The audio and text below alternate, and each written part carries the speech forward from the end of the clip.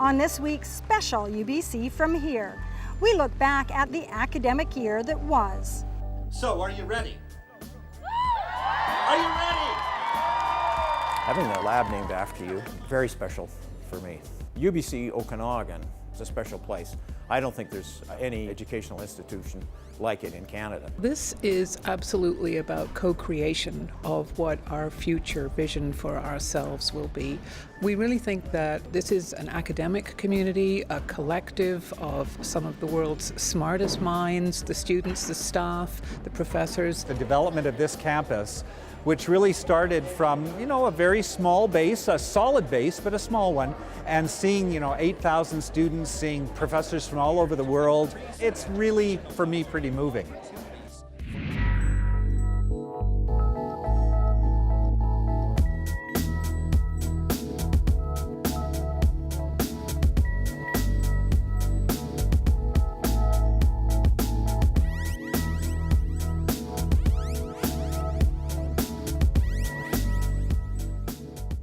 Hi and welcome. I'm Rosemary Jean Thompson, your host of this week's edition of UBC From Here, where we're going to take a look back at the academic school year that was here at UBC's Okanagan campus. The 2013-2014 school year got a kickstart with a special event called Create, where first-year students get to know this campus just a little bit better. So, are you ready? Are you ready? Create is our new student orientation here at UBC. We've got 2,200 new students coming to UBC this year, so it's a welcome to them. We introduce them to peers in their program, to upper years in their program, to the deans and faculty, and just give them tours, have a lot of fun, give them free stuff to just show them what's around campus, what the resources are, and just what the opportunities available to them are. The year started on a high as the Distinguished Speaker Series welcomed Canadian astronaut Chris Hadfield. The event was such a big success that we had to live stream it from the Kelowna Community Theatre to one of our lecture halls here on campus. With an attendance of over 1,300 guests, the event was a winner. Please welcome Colonel Chris Hadfield. Thank you so much, everybody, for coming out this evening. It's such a privilege for me to have a chance to try and share this incredible experience that I got to be part of on behalf of everybody in this country. It was actually an opportunity that fell into our laps in that he had just finished his mission, came back to Earth, and at the same time he was considering retirement, and we learned about it in that fashion. So I think we were very fortunate because we were able to gain someone who was a Canadian celebrity who was involved in science and space travel to put into our series that focuses on a civil and sustainable society. So he aligned exactly with the type of speaker that we wanted our community to see, one that nobody else could bring to Kelowna, but UBC was able to do that. It is phenomenal. As UBC continues to take teaching, learning, and research to new heights, it just can't be done without the generous support of donors. Among the many who have contributed to the Okanagan campus this year are two who specifically have donated because of the impact that UBC has had on their lives. We want to give back something to a university that is giving us so much indirectly, but UBC is an important educational institution for us. Having a lab named after you, especially one that has to do with chemical and environmental, very special for me. UBC Okanagan is a special place. I don't think there's any educational institution like it in Canada. And when I was introduced to Okanagan, and realizing the opportunities that are here, the different methods of teaching and education, and above all, when I got a chance to visit the campus a couple times, there's a real vibrancy and liveliness here that you don't usually associate with universities. Be the person. Be the person who knows how to watch out for their friends, especially those under the influence of drugs or alcohol. Who stands up to rape culture and avoids using offensive, sexually inappropriate language. Who understands what sexual assault really is, which includes any unwanted sexual contact or activity. Be the person. Be the person. Be the person. Be that voice. Be the voice of Sarah.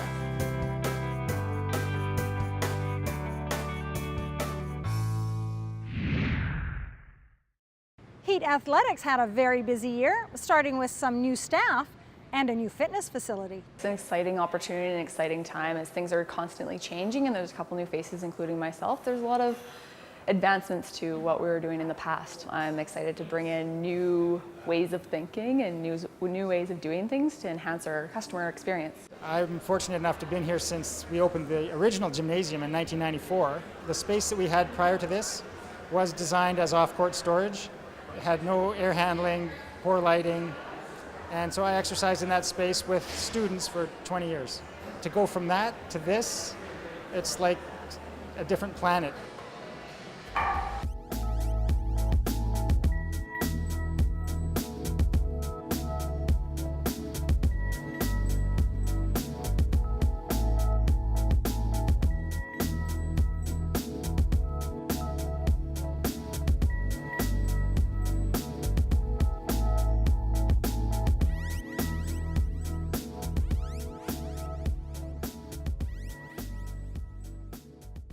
It wasn't just donors who have been giving back this year. Students have been contributing to their communities as well. This is the UBCO Local Food Kitchen, which we've now termed the Karma Bowl, which was a name that was discussed by volunteers, and we thought it sort of encompasses what we value and what we want to do on campus. And the idea was to be able to feed students on campus and show them how important it is to support our local food system. I volunteer because I just want to get to know more about the community and try to give back for what I get from the university, and just try to get to know a lot more about what's going on outside of the university because I am new to Canada.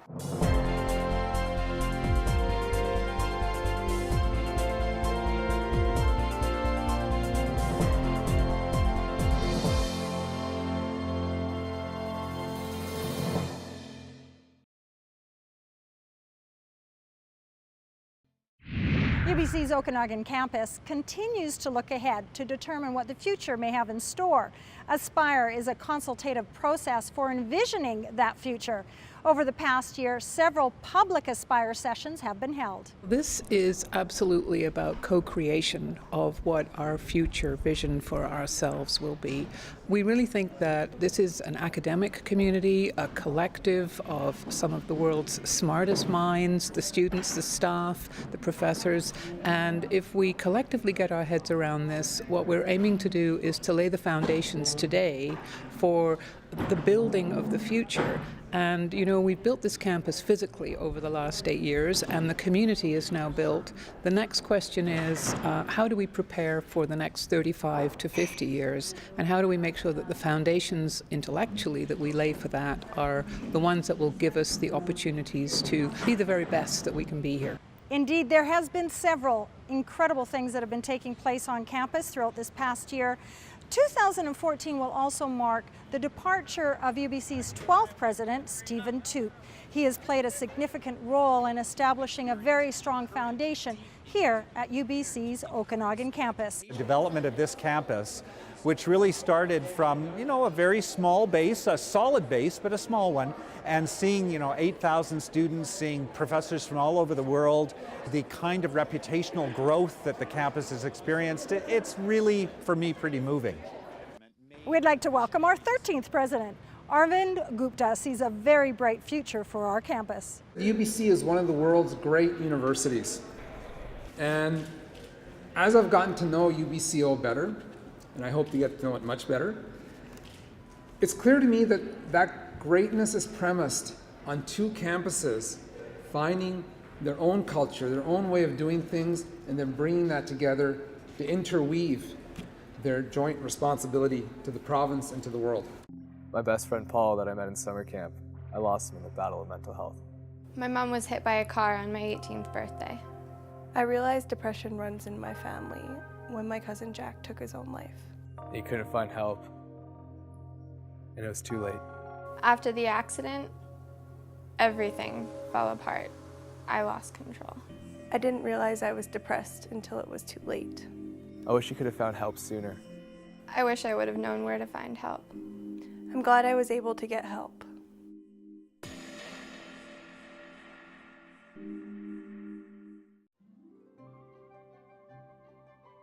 We have 8,500 students at our Okanagan campus and 1,000 faculty and staff. Every one of those people has a story to tell. It's important for the Faculty of Creative and Critical Studies to tell its stories so that people external to us, communities outside the university, and even at times within the university at large, understand what it is that we do. At a distance, what we do perhaps doesn't always seem readily apparent. There's no doubt that we have students that produce art. There's no doubt that we have students who study art. We create art, we critique art. But that doesn't necessarily come across as something that people external to the university or the faculty would immediately or fully understand. Our Stories is really an opportunity for us to share with the Okanagan stories about the way that we're engaging with our communities and the way that our communities are engaging with the university. We've chosen at this point to start with student stories to illustrate the kinds of inspiring ways that experience is shaping their education and is in fact shaping the students and their futures. And by the same token, their experience in the community is helping to shape the communities, helping to transform the Okanagan in ways that people may not see right away, but is having a transformational impact over the long term: economic, social, cultural, and environmental sustainability, for example. What's behind me may not look like too much, but that's actually a sand pit that used to be a long jump pit.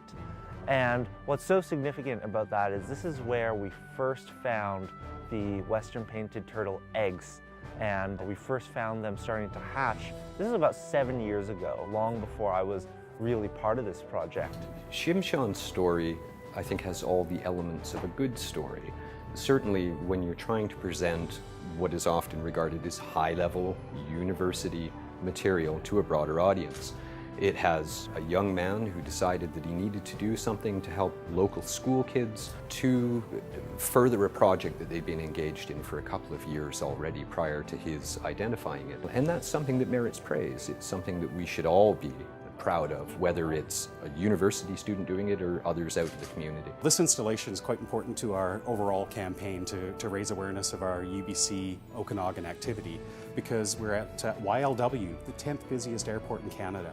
The great thing about this mural is it's more of an installation. It's almost an art piece in and of itself, and it certainly provides a visual reference of our university and the people at our university for travelers, the many travelers who arrive in Kelowna annually to engage with. They might never see our university, but they will see this representation, and they'll understand a little bit of what's going on just across the road at UBC's Okanagan campus. We understand that people moving through the airport may be moving at a fairly rapid pace, so we've intentionally kept the content in the airport artwork minimalist, so it's short snippets of information that hopefully will capture people's imagination, pique their interest, and we've made the website address prominent in our materials because the web is where the deep content of our stories can exist. And people can go online and they can read about the individuals they see here in this installation or in some of the advertising that we'll be doing as well. And they can find out just exactly how our students are engaging in the community and how the community is affecting our students and enriching their educational experience.